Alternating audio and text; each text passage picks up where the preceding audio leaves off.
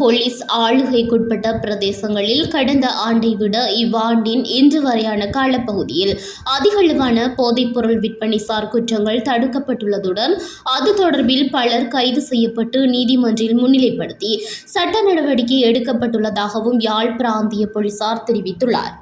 குறிப்பாக யாழ் பிராந்தியத்தில் கடந்த 2 மாதங்களில் போலீசாரால் முன்னெடுக்கப்பட்ட விசேட நடவடிக்கைகளில் 64 பேர் போதைப்பொருள் தொடர்பிலான குற்றங்களுடன் கைது செய்யப்பட்டுள்ளனர். இவர்களுள் ஹெராயினுடன் 31 நபர்கள் கைதானதுடன் அவர்களிடமிருந்து 40 கிராம் 20 மில்லிகிராம் ஹெராயினும் கைப்பற்றப்பட்டுள்ளது.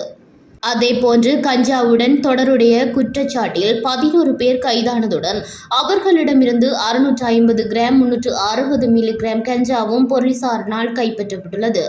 இதே நேரம் ஐஸ் போதைப் பொருளுடன் 3 பேர் கைதானதுடன் அவர்களிடமிருந்து 350 கிராம் ஐஸ் போதைப் பொருளும் கைப்பற்றப்பட்டுள்ளது. இதேவேளை 983 போதை குளிசைகளுடன் 16 பேர் கைதானதாகவும் தெரிவித்த போலீசார் 149 கிராம் மாவா போதையுடன் 3 பேர் மீது சட்ட நடவடிக்கை எடுக்கப்பட்டுள்ளதாகவும் குறிப்பிட்டுள்ளனர். இதே நேரம் பல்வேறு குற்றங்களுக்காக 100க்கும் மேற்பட்டவர்கள் மீது நடவடிக்கை எடுக்கப்பட்டுள்ளதாக போலீசார் தெரிவித்தனர்.